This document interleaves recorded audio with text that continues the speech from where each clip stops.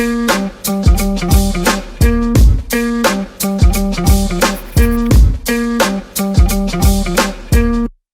bring a voice to the industry to share success stories on how other people in our like industry, so not just hairdressers, people that I've admired, like how I've watched you for the last couple of years grow your business and like where you're at now. I wanted to share that beginning and end of like how you got to where you are and how the journey that it's taken you to get there. Those are the stories I wanted to share. And I really wanted to be with people that I personally had some sort of contact with. So then at the end of that, there could be some circle back where, you know, do you find value in the things that I'm sharing and bringing? What is it about you and I's relationship? Like, how could I show up for you more? And like things like that. That's what kind of prompted me. Plus, in my industry, like I've been doing hair for 20 years. So the people that I know in San Diego, like there's like the list goes on and on when you're thinking of guests you would want to talk to.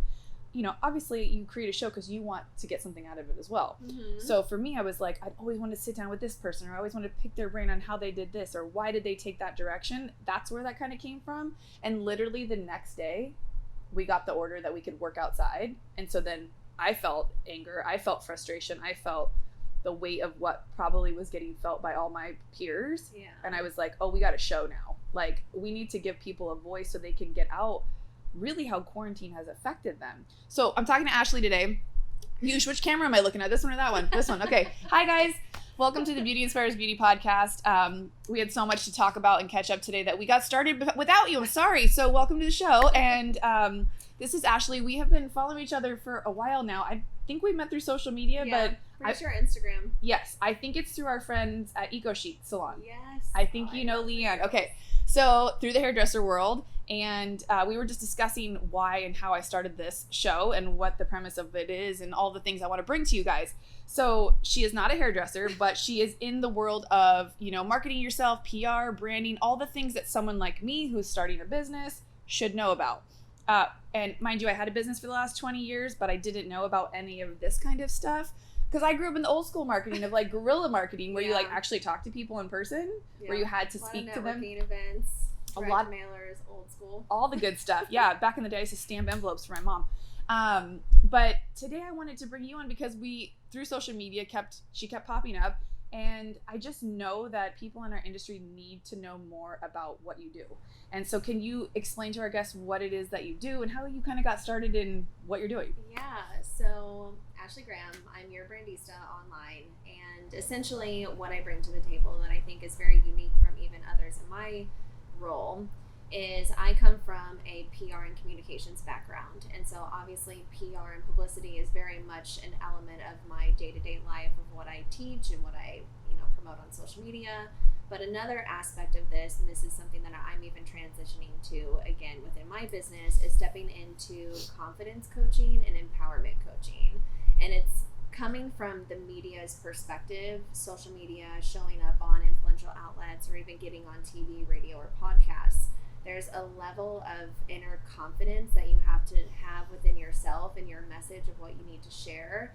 And I've just, heard over the years in my entrepreneur journey that I just have a natural energy of where I kind of bring that confidence out in others. And so I'm trying to kind of corner that aspect of getting people comfortable enough to kind of share the vulnerable aspects of their story and their message with others that it'll resonate with. So that's amazing. And I think that word vulnerability is something that has come up over the last couple of years as like a natural word.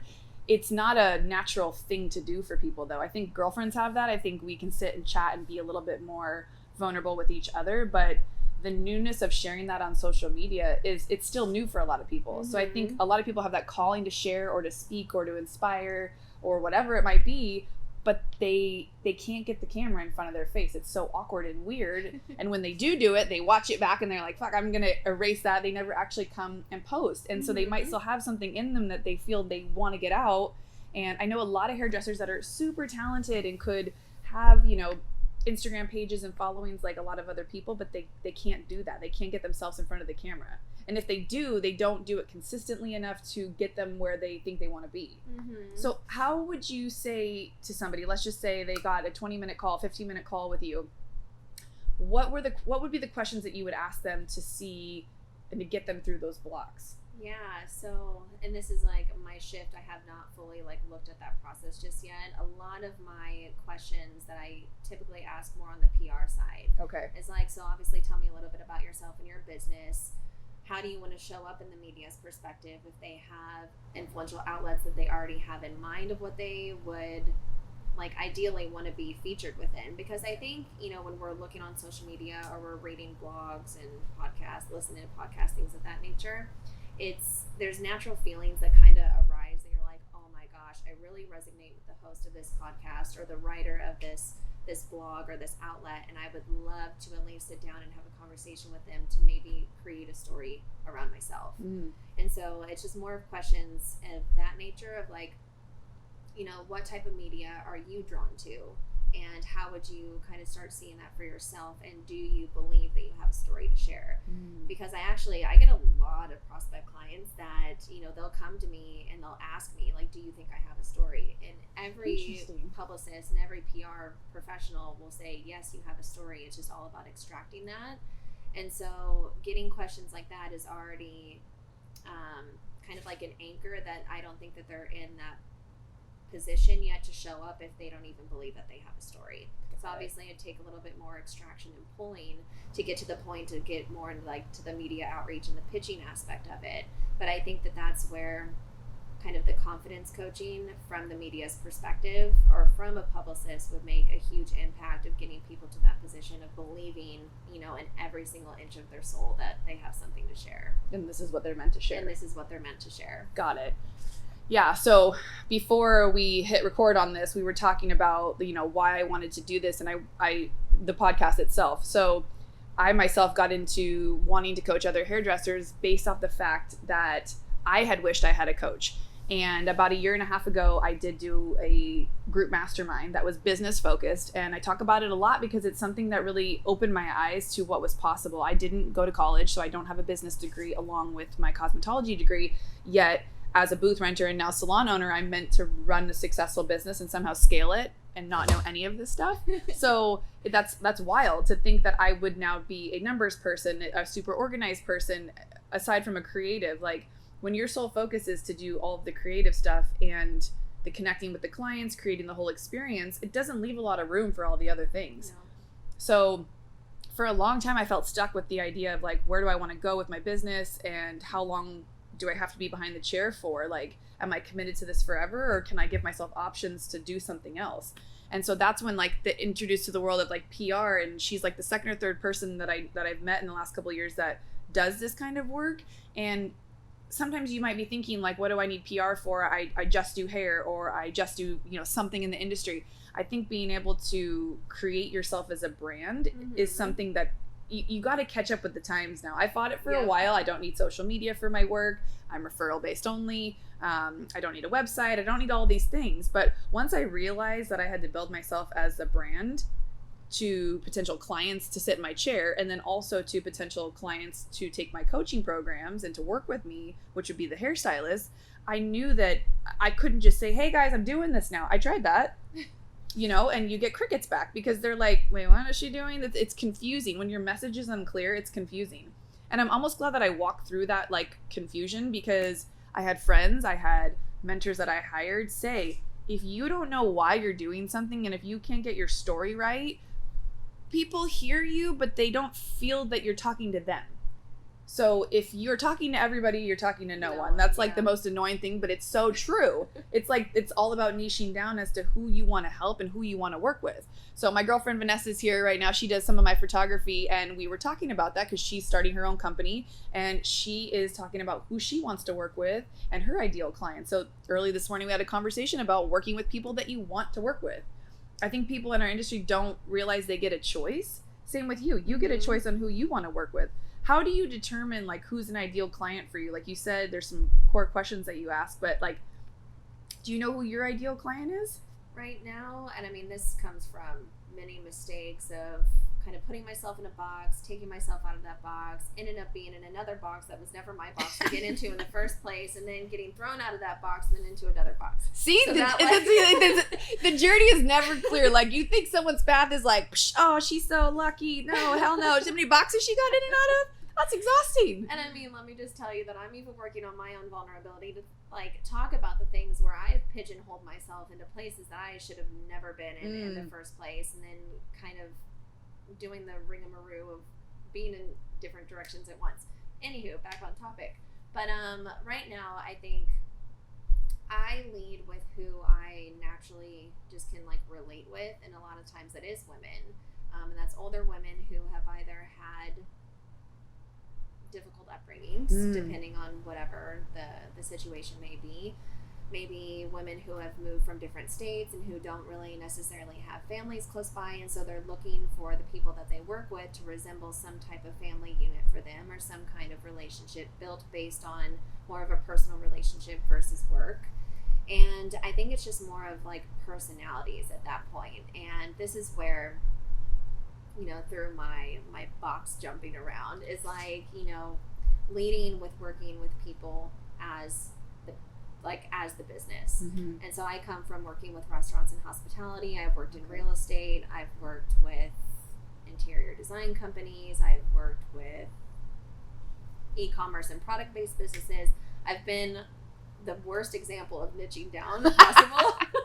Well, PR is kind of broad, so I feel like you and wouldn't you say, like, to give yourself some grace and credit here, wouldn't you say you had to try the different boxes, the different avenues to see what you wanted to settle into? Yes. I get a lot of flack for, oh, you're always doing all sorts of things, or you're all over the place, or you kind of have like shiny objects syndrome. I'm like, listen, I'm not afraid to try something to see if it's a good fit for me. Yep. So while that might not work for everybody and they want to just stay in their box and stay in their lane, like, good for them. Like, I have to see, oh, that looks interesting.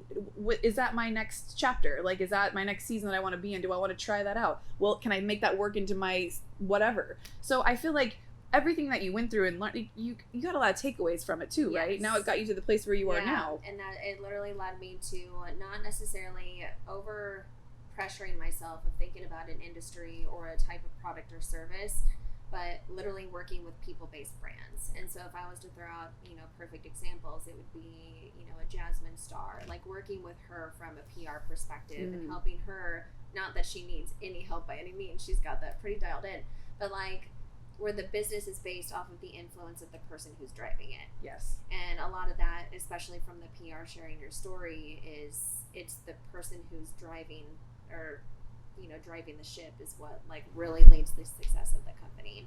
And then, you know, say for instance, if it was like a CEO who wanted to get more press or recognition around them as the influence of the whole entire business, I just think focusing on them as a person and what they have to share, it just creates better internal dynamics within their teams, and their teams can resonate with the influence of the company itself too, based off of the stories that are shared, and it just keeps that synergy. So I'm hopeful there will be a lot of salon owners that are watching, and I feel like what you're saying will either go over people's heads as far as like a company, or they'll be like, I have a company with either employees or booth renters or any form of, you know, staff, and I wish to my core that my previous salons had more of a structure where there was a CEO of type in place, rather than a barking mean manager who just told you what to do. Like, I think being able to grow that, and that's why the language that you speak, like, can you put I know you know the business of salons too. Can you put that in perspective for a salon owner or someone who is looking to grow a team? Yeah. And wants to do other things with that team. So, I mean, I'm not going to like put any specifics out there, but there was a dynamic of one of my old salons, I guess I went to. Yeah. I mean, I specifically went for a friend who was the hairstylist. And that you went to get your hair done at? I went to get okay, my so you hair were a done client. I was a client, Got yes, it. of a hairstylist. Okay. Yes. And I mean, this was years ago. And, you know, you only know the relationship of that salon based off of the stylist that you go to. And, like, when you sit in the chair, that becomes, like, therapy hour. Not just for you as a client, but also for the, you know, the stylist, too, because you get to really know the client. And there's just, like, I don't know, synergy and conversation. Totally. But you never know who the manager of the salon is. You never know who the owner is, because a lot of times, especially not specific environment, I heard through the stylist that, the owners, they don't even really have a relationship with them. It's the managers of the salon. Mm-hmm. And so, yes, you see the entity of the salon, but you never really know the influence or the reason why the salon has the name that it has, or like why their mission of providing good hair products or a good hair service is the way that it is. Right. And so you get that from the stylists themselves, which that's more of the personal brand of the stylist, not anything from the salon's perspective. And so I think if I was to paint a picture of an owner of a salon could come in and actually really demonstrate the why factor of why they bring in certain stylists to provide the service and the care to the clients who are coming into the salon. Right. Hopefully that it totally makes sense. Yeah, a lot of things are popping up as you're saying that, because mind you, I have 20 years as a stylist who worked at various salons. So I think it goes back to me talking about the individual stylist needing to brand themselves individually. Mm-hmm. I think it's a lot of weight for an owner to carry, say in a big salon. I came from a really big place, a couple big places, and that the last place I was at, she was an active behind the chair stylist too. So as a stylist on the floor, we knew who the owner was. We knew there was level of respect because she was in the game with us still. She was still doing the work, right? And I think she did her best to create like a culture in the salon. And it's tough because you got a lot of individual businesses inside your business. Mm-hmm. So when people pay to rent a space, there's some sort of, ownership to that space, almost like, you're not going to tell me what to do, or I don't have to do it this way. And I think that's what's difficult in this industry, is creating that community, starting with the owner and then going to the management and so on and so forth. So, and like many industries, people come and go. And once you got it down, something changes, right? So it's like, how do you build that structure in from the very beginning to the team and keep it going, even if you're having people coming and going? It's like an onboarding process that they would need to like sit down and be sure that everybody was cool with that, because at some point I think some salons just try to fill the chairs with whatever stylist will work there just because it's an overhead thing. Yeah. Especially right now with what's going on. Yeah, I honestly think that that's probably about 95% of the focus is just getting, one, the booth rented. Yep. And then making sure that the stylist is the one driving the customers in. And I don't think that creates a good connection between the overall salon dynamic as to why to keep that stylist there, which is why the turnaround time of a stylist coming in, I mean, you hear it all the time. And again, I've had salon friends who they are never at the same salon for more than maybe 1 to 3 years. Wow. And so if I was gonna, again, come in from an outsider's perspective and maybe teach a salon owner that's like, hey, like really create this relationship and almost create a business partnership with your stylist as a reasons for them to stay. I just think that there might be some disconnect there as to why the turnaround is so high. Well, I feel like it's like every time you say something, I think about a specific person or an owner or a stylist. I'm like, this is just bringing back so much things. Yeah. But like, I'm a natural observer and I observe everything. And one thing for me coming in as an entrepreneur and understanding or having to try to understand how to run a business, it's like you start recognizing past memories or experiences of you just being a customer in places as to maybe what they could have done differently. Yeah. As to like build better morale with either their employees or build better morale with their employees to have a better experience for the customer or the client. And just the dynamic as like the front desk working with the stylists and the assistants, and it's like one big thing, because again, I think that synergy is like everyone knowing what role they play and what they bring to that experience, rather than your place, what you're meant to do. Like it's such a shift if you say it differently. Like, this is your role you play in my client's experience. Like, how can I help you? How can you help me? Like, I think keeping that up. But what popped in my mind a few minutes ago when you were talking about, the owner being responsible for like setting that is, there's so many that have done that from the beginning. I've been there and witnessed it. And so I'll give so much credit to so many of you salon owners that have done that. And I see you trying, especially when you open, you have an idea in mind of how you want your culture to be and what you want to bring and what kind of people you want in your space. And then a few things might happen. People that you trusted and valued and spent all this time investing in, they leave. And I think it's an emotional, especially women to women. I think, like I've seen it with men too. So I've worked for men owners. It goes across the board. I will not stereotype. And find yourself in the story if you guys can kind of relate to any of this, because I think once you have an awareness of it, you can kind of be more conscious of it and bring that awareness to whatever salon you're at, to kind of stop the pattern of the bullshit of, well, this isn't working for me, or I'm better than that, or I'm so busy I should go somewhere that respects me better. I think you can find your place anywhere that you work if you're willing to be vulnerable, to circle back to the beginning of our story, and you're willing to talk about what it is that you need, what your clients need, and what you might need from that owner. Because like I said, it's a lot of pressure for the owner to be responsible for everybody's personal well-being in their business. Like we spend 8, 10, 12 hours a day, 4, 5, 6, 7 days a week in the salon. That's a lot of fucking time to be in the same house with somebody, but not have them know you, not have them know what you need, and not have them be able to like try to give it to you. I've seen stylists leave that were commission-based stylists thinking, oh, I could leave in booth rent and it will be so much better. I won't have to give half my money away. Now being a salon owner, I mean, the margin of percentage of money to be made, like a good salon is running at 11%. Like any business-minded person looking to invest into a business would not take that deal. They would be like, that's a good, like I did my numbers before I opened, and my investing person, she kind of laughed at me. She's like, you must really want to have your own salon. She's like, these numbers don't show a return on all of the things you're going to invest in. I said, you don't understand what my energy means to me. To me, that's priceless, and my space is priceless. So being in the industry for so long, I was ready to create my own space. And so I think that's why it's been tough for me to fill my chairs here too, because I want it to be more like a WeWorking space of people who are like-minded, who bring something to the table as well. And then we can have this conversation of, what do you need? What do I need? How can we work together? So I'm still working on myself as far as personal development and what that really looks like.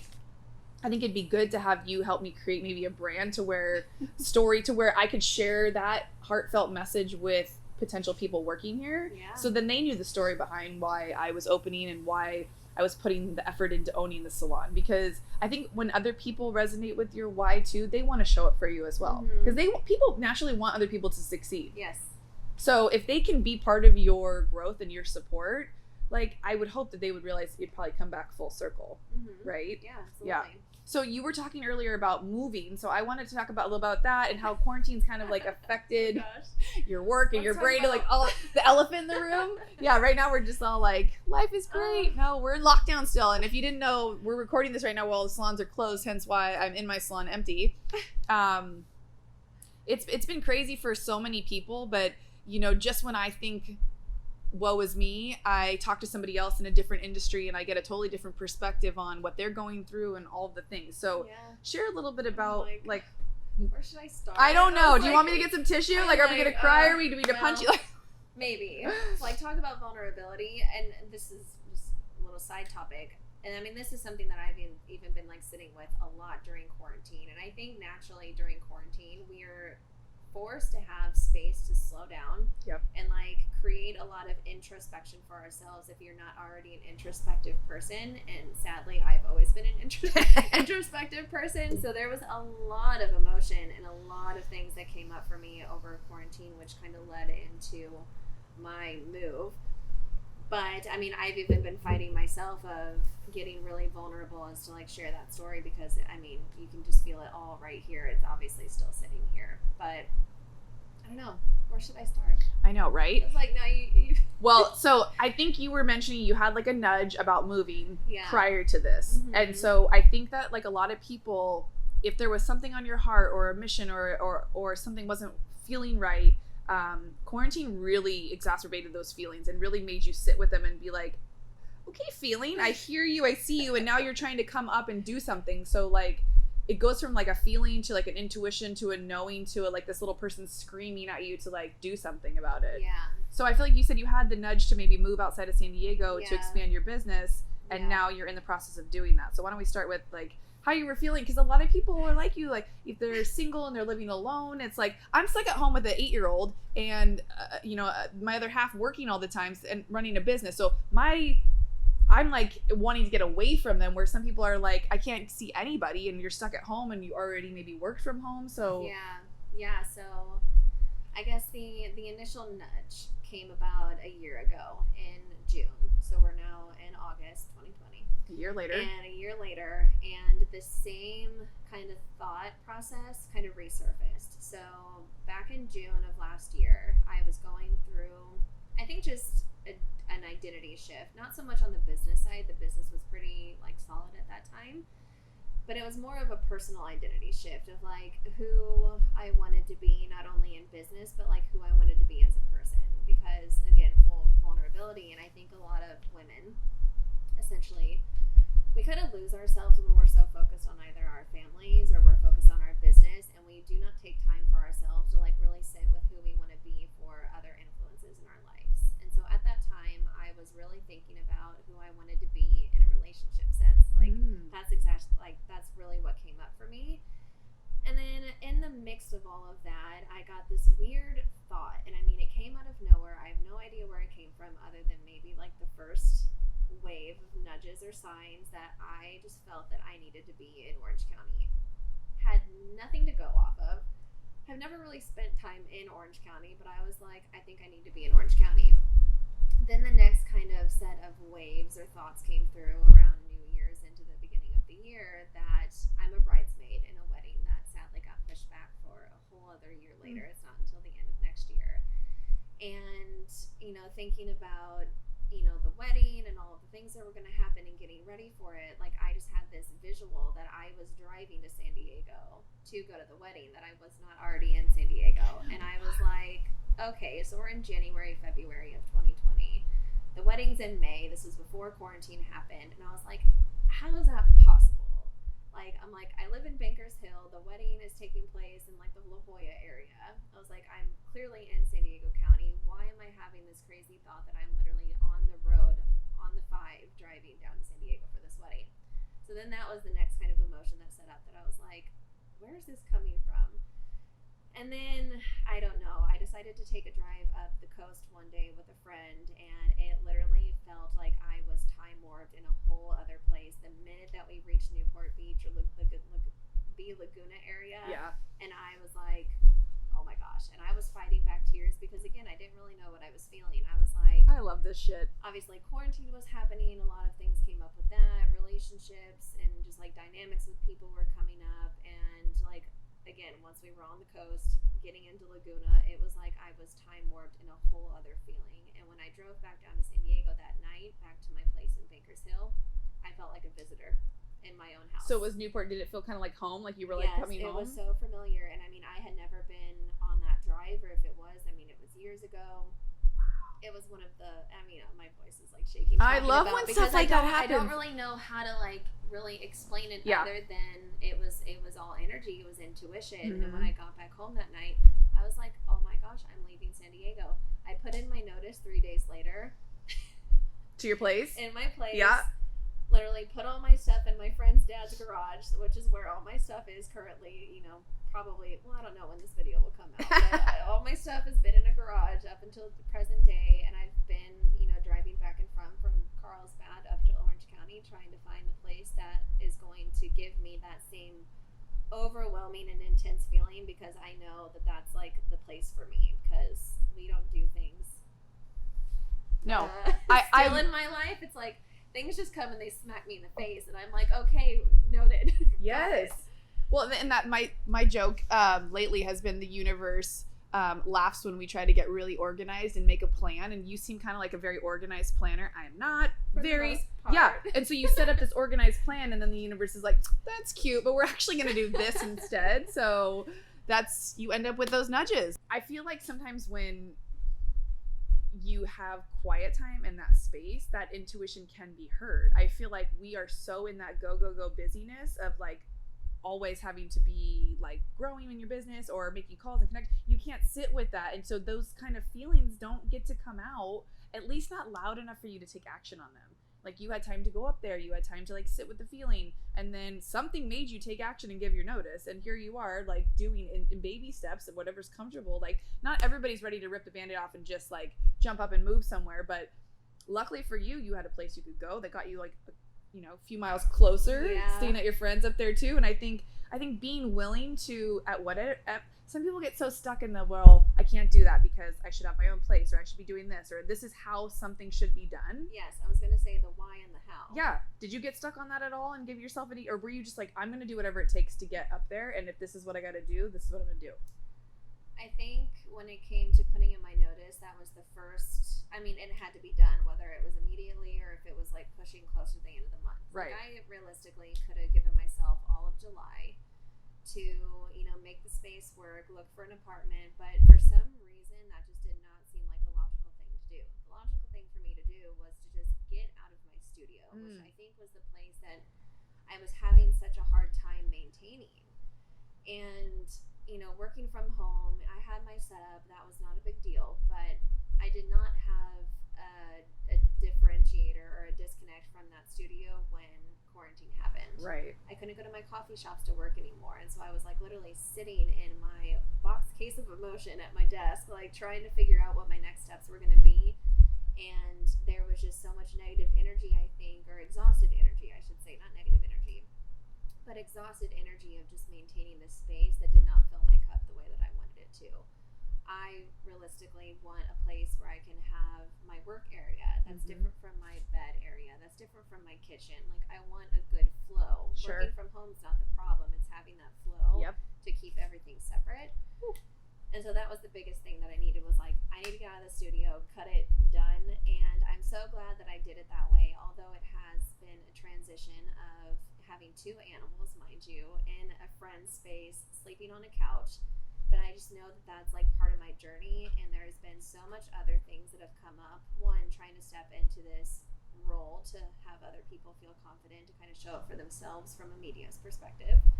But then I'm now led into finally launching a book that I've been like struggling with for my whole entire life. So, well, I don't think you can write a book unless you suffer through it for your entire life. So, and the direction, the topic is so clear. And again, a lot of artists. Did you have this clarity before this? No. Okay. No. Oh man. I knew that I've sat down to try to write it probably 10 times for an entire year, every single year for the last like 12 plus years. Wow. But like through your lived experiences, you just have more to share. And I just feel that I'm like, I think I'm finally to a good point where I can at least begin writing the first part of it. I think that there's still a lot of shared experiences that I need to live in order to put it in the book. But that's not to say that that is book 1. That could be book 2. That could be book 3. And I feel being an entrepreneur and in the business sense too, it's given me so much more of the social proof and the experiences to put into the book. Yes. And I've been slowly like putting out bits and pieces of content that like lead into it. Again, I'm like nervous as all get out to like talk about this, because again, it's like, it's all coming up for me right now, but I won't babble too much more about that. But what I've always found that nervous energy means is some people confuse that as fear, right? Some people confuse it as fear. To me, I don't know if a coach told me this or if a mentor told me this years ago, but they said to me, if you don't have that feeling, you won't actually do the thing because you don't care enough about it. That feeling, that's like you caring. That's like your vulnerability behind how important it is to you. I had that conversation with my son one day before school. He was super nervous about a test. And I said, if you didn't care about getting that good grade, you wouldn't even be nervous right now. You would just go in, you wouldn't care, it'd be no big deal. I said, I'm so proud of you for caring so much about your grade on your test. And it was such a teachable moment. But as I said it to him, I was like, this is why I still get nervous to sit down and do this kind of shit. Like even you, like you have your own show. And she was even like, I felt a little nervous. I'm like, it's because we're excited to do this. And I think some people confuse like having to be really like jump up and down excited as okay, that's when you should do something. I think it's when you have all those other feelings too that we don't really talk about. That's when there's like a knowingness to like, I need to share this because it could help somebody. And it's a story that, really like through my lived shared experiences like can help somebody. So, and that's why this podcast too was so important to me. And I think I had that fear around starting it because I wanted to be perfect. I wanted it to, I wanted to be somebody before it came out. Well, you have to sometimes do the work, like struggle for 12 years writing a book that no one's even read yet, and I had to build my business and I had to live all this life before I could start to really talk about it. But I think if anybody's getting into the industry where there's something that they want to share or talk about, you don't have to wait 20 years or 12 years. I think you can teach as you learn as well. And I think that's the best way to keep reminding yourself, is when you're learning things, is to share it with other people.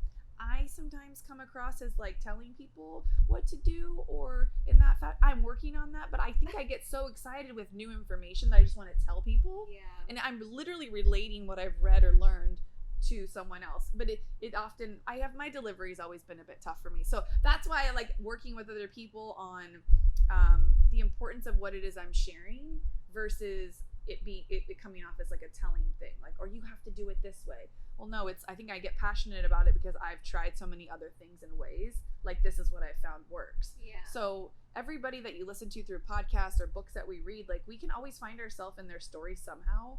I remember as an educator sitting in front of salons and, you know, teaching, let's say on a product line or a new technique of a haircut, you know, and people sitting there just kind of staring at you. If you're an educator, you can totally resonate with that. And so I think I was always a little bit scared as to go into coaching or teaching, thinking that I would get that same arms crossed response. Yeah. Energy. And through the networking brunches that I did, I saw people wanting to open up and wanting to talk to each other. You know, it felt so good to be able to share that space. But then when quarantine hit, a lot of people got down about the situation, and I tried to host the brunches virtually a couple times afterwards. And this taps into what we were talking about, people kind of falling into that victim mode. For me, when we went into quarantine, I was like, free time, and I'm going to get unemployment. I'm like, I'm going to do all the things I said I wanted to do. I was like on level 10 energy, just go, go, go. Finally, someone gifted me this time because I already had a small idea, intuition of a path I wanted to go on. But because I was a thriving stylist behind the chair, I felt like I had to stay in my lane for so long. I couldn't allow myself the time to go and chase these other things. But that gave me the space. But when I hosted the brunches, I quickly realized not everybody felt like that. Not everybody had something else to fall back on. A lot of them have just been ripped away their ability to make money and to do the thing they love, which was hair. And so many people were stuck at like a level 1-2 energy. So I had a really hard time like bridging that gap, because I was talking to them, trying to encourage them to do something they'd never even thought about before, right? Like it was like a foreign language where I was like, let's talk about community and business. And they're like, I just want to cut hair. I just want to do hair. I think this time has given people perspective on what else they're good at, what else things could they offer to other people. What would you say to somebody who's maybe been doing something for a long time like hair, is pretty happy, making good money, but maybe didn't see a way out or an avenue as to where they could use maybe their secret zone of genius is hiding in there somewhere, but they're just known as the hairdresser or the creative? How would you guide someone on helping them step into like going down another path or adding something to their business? Is there anything you could come up with for them? I know it's a loaded question. Yeah, I think the one thing that really comes up for me is being receptive to maybe lead into a different calling, whether that is a calling that you have resisted yourself. And usually if we have resisted something, it comes up one way or another, because it's almost like an old wound. It's the shadow work that a lot of like healers or the energy people will talk about, is like doing the shadow work. It comes back. It always circles back if you did not address it and identify if it was something that you needed to be led into, or if it was something that you will immediately say no to. Right. And if it's an immediate no, then you know that like that was your answer, that was your justification. But if it comes back, then it's almost something that like you should lead into exploring. And so yeah, I don't know. I think we're in such an emotional period right now, and I think this is where we really have to like lead into our emotions. And a lot of people who are just so entrepreneurial driven or business driven, I mean, we choose to think about our emotions last. We need the how, we need the why, we need like the steps. And a lot of times that's not the biggest piece of the puzzle when it comes to like building something new. It like literally comes down to how do you feel about it and the why element. I couldn't agree more. And so I think just being receptive to different pivots or different paths, and letting go of that fear of judgment or criticism, because this is something that I'm even working with my leadership and my transformational coach right now, is we just naturally have a fear of criticism of what other people will perceive us as if we are jumping around trying to find our path. Well, guess what? That's not theirs to own. Like, people are going to have their thoughts and judgments about you regardless. Mm-hmm. So just own it and live it and do it, because if it comes up, it's for a reason, and just kind of let the fear of judgment and criticism go. Easier said than done, and I'm still like trying to find ways to work through that and navigate that myself, especially from the social media perspective.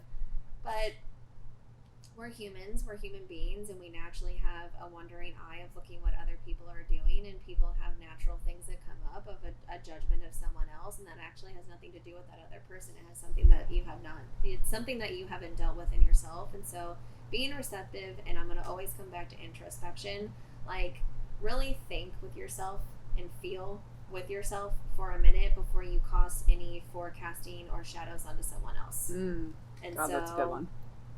Yeah, this is where like really figuring out where you might be playing a victim in your own life, in your own story, before you project it onto someone else, because a lot of the projection actually has nothing to do with the other person. It's something that hasn't been dealt with internally. Amen. I am going on a whole other tangent. Girl, you're speaking to my soul, because this kind of work I think I resisted for a long time. Like, the personal development world has always been around me, but I was really only introduced to it about 6 or 7 years ago through Lori Harder, when she gifted me a ticket to the Bliss Project. I walked into that not knowing. Like an incredible event. I had no idea what I was walking into by myself. There was like 400 women in a room, and we're talking about all this kind of stuff, and then people are crying and hugging, and I'm like, what is this woo-woo shit? Like, these women, what? I have friends. What's going on? Like, it was just such an awkward situation for me. It was so good. It like cracked me open, and I went back the next year as a volunteer and was in a completely different headspace, because I started to learn the language of what it meant to tap into all of that. I was so always surface as far as like get shit done with my lists, and like, you know, more on that masculine energy of like go, go, go. I was raised by a single mom who tried to be my mom and my dad. So when you said earlier about like trauma, I don't think I actually had any like detrimental trauma that I would call it, but there were things that were missing. And as I got older, realized, okay, that's probably where that came from. That's why I try to make up for it over here, why I'm always trying to achieve, because from the jump, my mom didn't want me to be a hairdresser. It was like, that's not a real job. I'm not going to pay for you to go to a $9,000 beauty school, but I'll put you through medical school for the next 10 years. Like that was like the thought process behind, that's not a successful career, so you shouldn't choose that. Therefore, I'm not going to support you. And so, you know, from the beginning, I think even when people would ask me, why did you open a salon? And I didn't realize, and I was listening to one of Lori's podcasts the other day. She was talking to Britt Siva, who is another person that I really look up to in the industry, because she's kind of led the way as far as like helping stylists with the business side of things. And they had a conversation about their moms and about things that popped up. And I thought, literally through that podcast, I was like, at 39 and a half, I'm still trying to prove to my mom that I'm successful and that I've made it, and that, look at me, I have all this now. Are you like, I'm getting emotional too. But it's funny when you don't sit with yourself and you don't allow yourself to have that space, that you can realize where things are coming from. Am I still wanting to be successful? Do I still want to have, I still do want it for myself. But like, that was what was that deep rooted, it was never going to be enough. Like, nothing she could even say at this point would have made it, that feeling go away probably. So it was one they had, like, it was, I just was listening to a conversation, you know, and you don't always relate to the whole story of everything someone talks about, but there's always little pockets that you can pull from it. It's the anchor. I always will call it the anchor, because that literally, like, when something comes up and you resonate with it, it's like an anchor drops and you're like, hold up, I just stopped in my tracks, in my thought process, in my like path, and you're like, okay, this is new. It caused something to come up. And trauma responses aren't always like having to be like extreme physical traumas. It could be emotional trauma too, and emotional trauma comes in the smallest form, whether that was something that was said, again, from somebody else's projection, that like made you feel one way, shape, or form about the thing that was said, or about how you internalized it. Right. So yeah, it can be that one sentence someone said to you in second grade that resonated with you forever.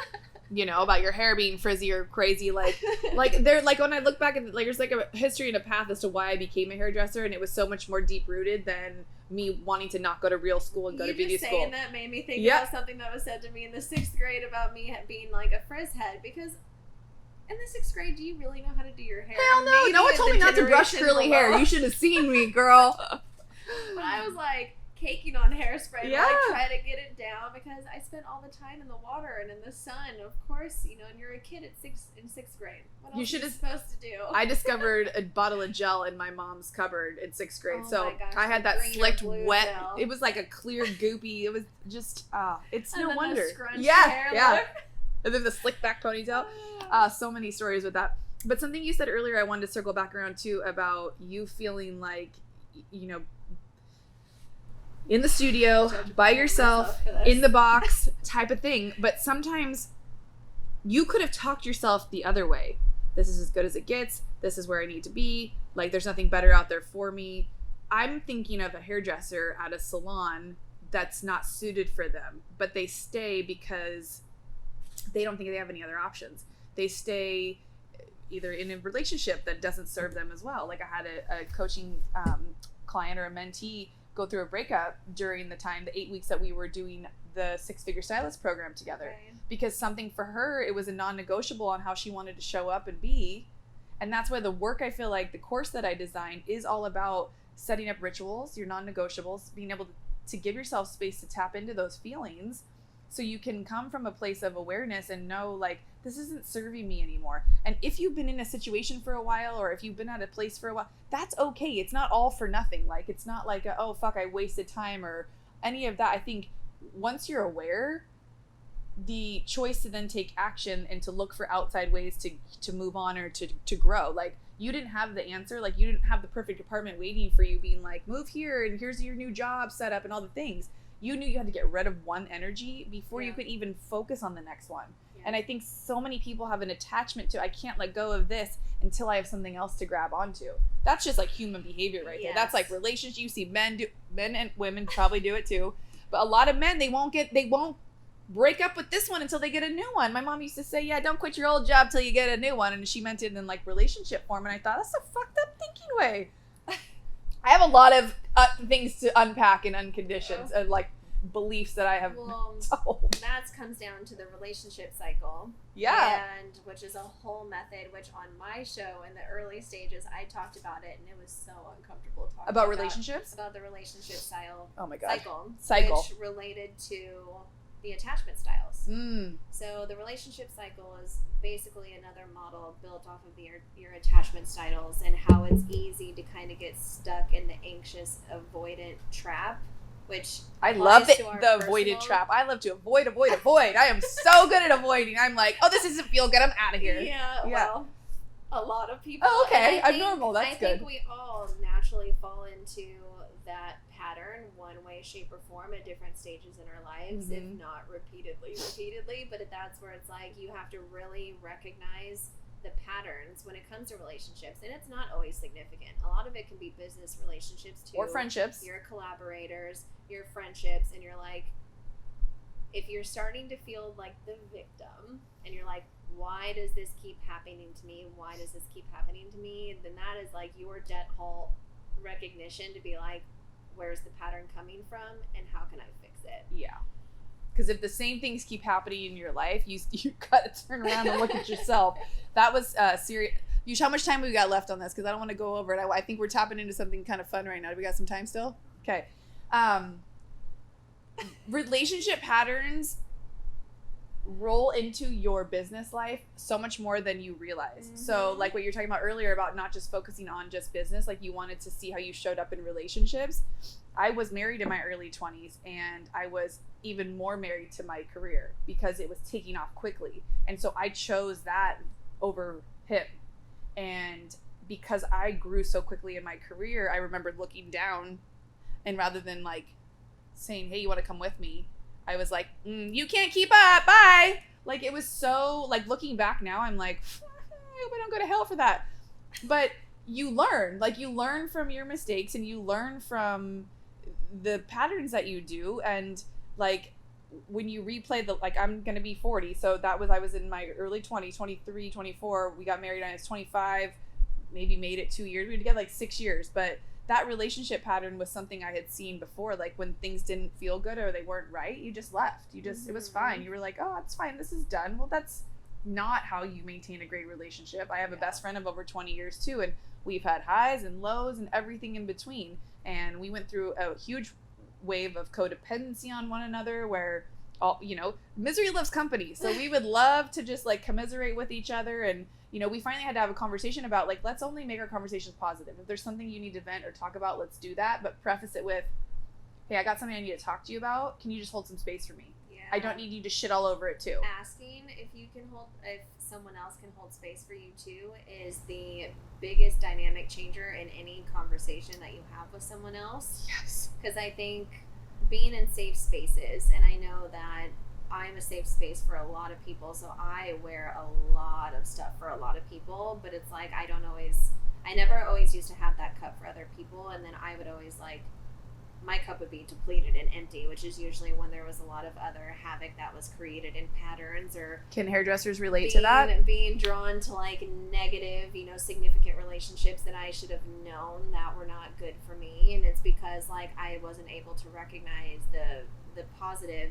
energies or the positive relationships that I needed to be dragged towards. Wow. So it's just like, I think even what you said, asking if someone can hold space for you or being like, can you give me space before you even just like unload it all on that person, can make it's a huge game changer, not only for yourself but for that other person. Oh yeah. Like they'll be like, oh wow, like no, maybe I can't hold space for you today, but like let's find another time when I'm working through my own stuff.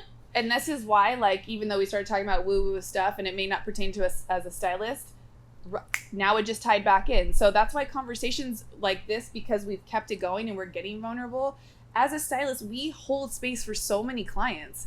That's like our job. It's like you're a therapist who happens to be a hairdresser. In the beginning, I was like, every time my butt sits in that chair, I'm like, so can I just get into my life decisions right now? Yes, and last week during an interview, I was talking about clients that I had a lady who, she has 2 small children. Her husband was off to deployment or something, and she hadn't seen another adult woman in like months. She talked nonstop for 3 hours after, 2 glasses of wine. She needed to be heard. Yeah, and at the end, she was like, can you tell I haven't been around people in a while? Yeah. And I was like, I'm glad I got to hold that space for her. But it also took me years to be able to, like, let that go. And, like, during it, I needed a break. So I actually excused myself, whereas I wouldn't have done that for myself before.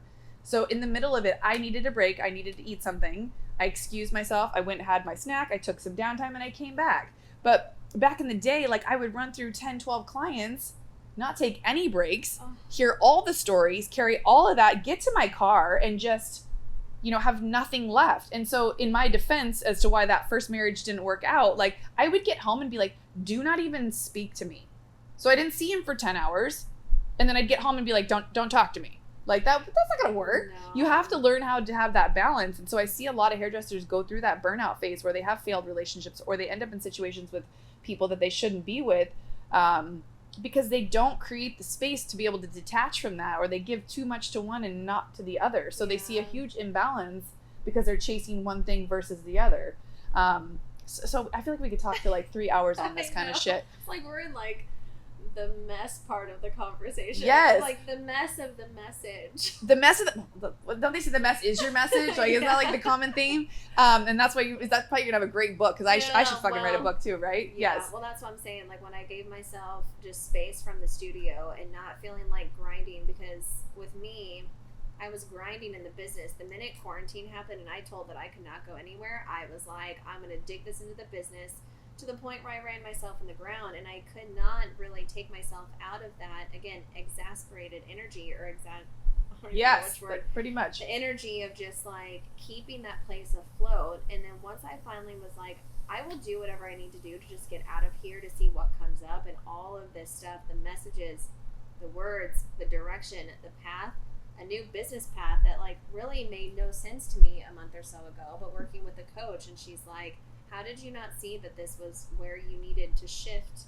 in life and in your business to be this empowerment person for other people? I was like, I just see that as like my ability to just build connections and relationships with people. Like, to think that I would step into confidence coaching when I still deal with my own vulnerabilities and my own insecurities in whatever way, shape, or form they may be. I was like, how could I be that for someone else? But sometimes it's being the person that allows another person to be heard, which again, my cup would always be depleted because I would always give people the safe spaces to be heard, seen, recognized. I've been doing it my whole life, just not in the business sense. Oh my gosh. Have you read what's the book I'm trying to get to you? The Leap, the Big Leap. So you have to read that. So he talks a lot about being in your zone of excellence versus your zone of genius. So he highly recommends you need to figure out how to get into your zone of genius, because most of us live in our zone of excellence, which creates a decent life, which creates you feeling like you're doing the most, but you've tapped into what it is that you're truly good at and what feeds you as well. So like your coach saw something in you that's been there, like you just said, all along. And you want to know something funny? After she said, it was one of our first sessions when we decided to start a new program together, because she did a session with me. I'm just going to put this all out there. All of my cards are on the table. Let me just tell you.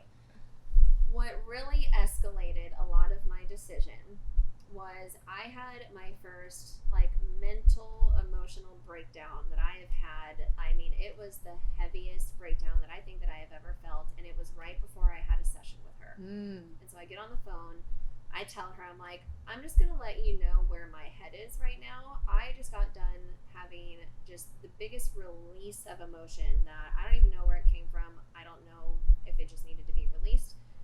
And she's like, that does not surprise me that it would happen right before our call, because she really broke down all of my barriers in that call. And I think energetically, I knew that that was going to happen, that I wanted to release it, to be able to give her what she needed, to be able to pinpoint where I needed to shift as just a human, not even just as a leader, but as a human who needed to follow this new path. And she keeps telling me, even through that whole process, which, mind you, 4 days after that breakdown was the day that I drove up the coast and I entered a time warp into Orange County, literally 4 days after, and then put in my notice literally 3 days after the coast trip happened. And then now that's what's escalated all of this other stuff of coming up, of writing the book, leading into this new path. And I have no attachment to any of it. I'm just going to let it kind of unfold the way that it's supposed to, which is weird coming from the ego self. Because I think we have ego versus soul, or in a book I'm reading, it's called The Soulful Self versus the Protective Self. And so protective self is, we need steps, we need strategy, we need end goal, we need to know. Where the soulful self is, you just know it's going to happen, and you're just going to lead with whatever things come up or whatever is brought in the path to kind of get to that end goal. It sounds like the underlining tone is to release expectation of how you think something's going to be. Yes, expectations are a buzzkill. They're a motherfucker. That's she says things nicely, I think aggressive.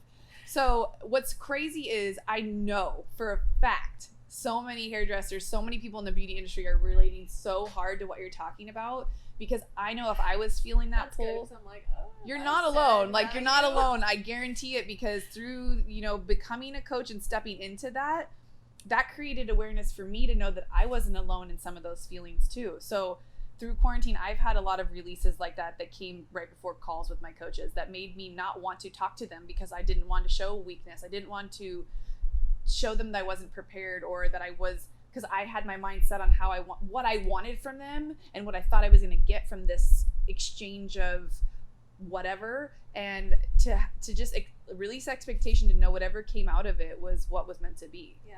Same thing. So I actually hired a coach to help me design the course that I did, the 6-figure stylist course. And it was meant to be more like the Beauty Inspires Beauty method. So it was like my methods to how I created a beautiful life and how I lived this certain lifestyle. So through the calls every week, I would find myself resisting wanting to talk to her, because I had said one thing to her and then I was kind of feeling the pull to do something else. So it was confusing. So investing in a coach was something that I knew I had to do to create that program, but I went in with it with this is what I'm going to get out of this interaction with her. And what I got out of it was her actually coaching me through my vulnerability around becoming a coach, because I felt the same way you did. I'm not in this specific place. How can I teach XYZ? Well, because you're so used to doing something that is physical, that creates a result. Right. That is true. Yeah. So I didn't even think about it like that. But what was funny is it was a 12-week course that I designed, and the last couple of weeks were really around budgeting and money and kind of a lot of things that I don't have tailored to a T in my business yet. So I felt like I couldn't add them to the course. So I actually took them out and focused on what I know my zone of genius to be, which is building that foundation for people. I'm really good at helping people figure out that first, like getting you to take those couple of steps and encouraging you to chase that thought or dream or idea, right? Because a lot of times people can't even take the first couple of steps because, like, I was stuck on step 500. I was like, well, what about that and that and that and that? And she was like, you just do this first. Write out the outline. Yeah, but like I can't see. She's like, write the outline. Right? Like we had to go back. It was like this power struggle. I hired her to tell me what to do, and I'm arguing with her. Yeah. Right? So there was so many. Or dodging. Yeah, or dodging. I did a lot of dodging, and as I started mentoring other people, I could see the resistance come up for them the day or before, where they would try to reschedule, or I didn't do my homework. Can we push the call back? And I thought, this is just human behavior. I've done that to her twice already, and she's like, you can't do that. No, sorry. You just try to show up in whatever way that you're showing up, because it's not about them. It's your journey. And so when you hire a coach or when you hire someone to help you, let them help you. Let them hold that space for you. That's like my biggest bit of advice, that you're not wasting a call if you're not prepared. You're not wasting your time with them if you didn't do what they suggested you do.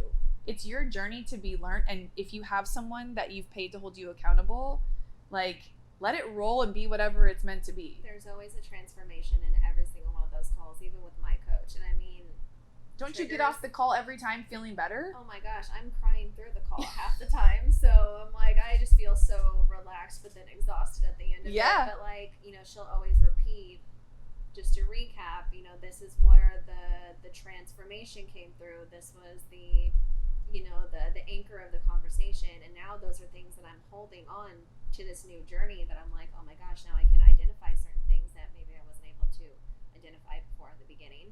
Attachment was one of the big ones that came up for me, because I'm going to have an attachment to San Diego. 12 years of my life have been here.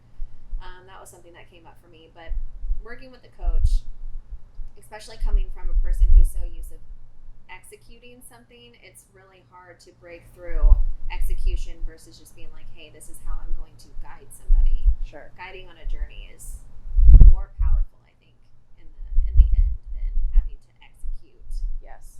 And when I think about, stepping into a coaching position, you might feel like this too, because it is new for both of us.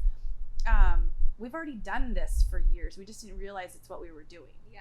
And I think a lot of people don't realize some of the things they're naturally just good at, and it could be used for your next journey or your next phase or your next big thing that could actually become your next business.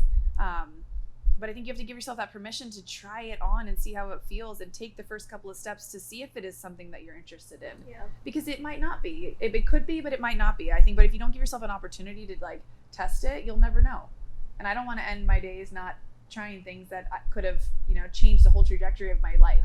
The what ifs are the worst. The worst. The big question mark. It's like, I don't want to hold any question marks in my path anymore. No, thank you. Okay, we're definitely gonna have Ashley back, because I feel like we could talk for hours, and I want to follow up with like your journey and where you're going with your business. Yeah, like you've been a great anchor in this, because it's been, like I said, I have not shared any of this in a very long time, because I'm feeling through this whole move and seeing what comes up, and so this is like the step of like talking about it again. I love it. Yay, good. And is your show still going? Do you still have that, or you plan to continue that? So my show, Coffee Babble, it used to be in a format like this, moved it to live streaming the beginning of quarantine, because that was the only thing that made sense. And that was like the light at the end of the tunnel to keep the conversations going, to see how everybody was feeling in that time.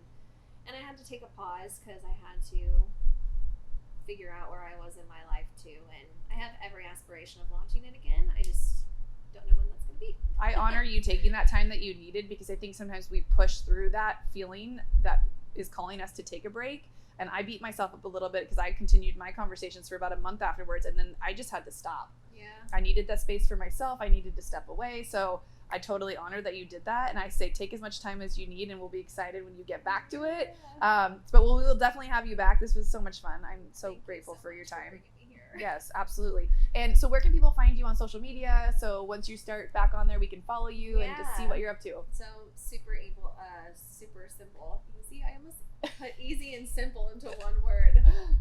Easy. Super easy to find me under your Brandista. Okay. On all social media platforms. Got it. Really. Cool. I'm a little silent on a lot of them, but All right. Well, we'll keep peeking back for more information. yes, please do.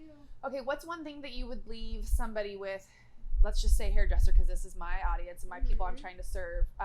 If they're feeling that little bit of intuition, that nudge, what would be your suggestion, just as someone who's stepping into the confidence mindset coaching, to get them to kind of tap into that to see if it's something they need to explore? What advice would you give them? Yeah, I think if there's something tangible, like if you need to feel like you are doing something to create space for yourself to kind of get into an introspective place, meditating, as overused as it is nowadays, it's literally the most powerful thing. And if you don't really know what meditation is, or if you've not really like sat in meditation before, get on Insight Timer. There's amazing healers and teachers on there that do a series of courses too, if you just want to be walked through steps of how to meditate or how to just pause to reflect. Super simple. Get on Insight Timer. It's like an app that I recommend through and through. And I think from a business standpoint, maybe go back to the basics of sitting down and asking maybe your customers, like, you know, what is the best aspect of your experience with me, that what keeps you coming back. I think we can learn a lot from other people's experiences with us, and just do a survey or just have a 15-30 minute conversation with them to be like, hey, what are the best attributes of your experience with me as to why you keep coming back. I love that. I think it frames a lot of perspective from there of like what you give to someone else, which leaves a lasting impression. Yes, and on that note, I will internally and with their looks. If you can get them to send you that in an email or a text form or even a live video, that's proof, social proof, like we were talking about, that you are worthy of what you're charging, you're in the right zone for yourself, and it can help you kind of grow that confidence within you if you're looking to raise your prices, if you're looking to go on your own, if any of you are seeking that kind of validation, because we all need that, and that's just more stuff that you can have to kind of support you in your business. I love that advice. It's so good. Okay, this was so awesome. Thank you guys for tuning in, and we will see you on the next one.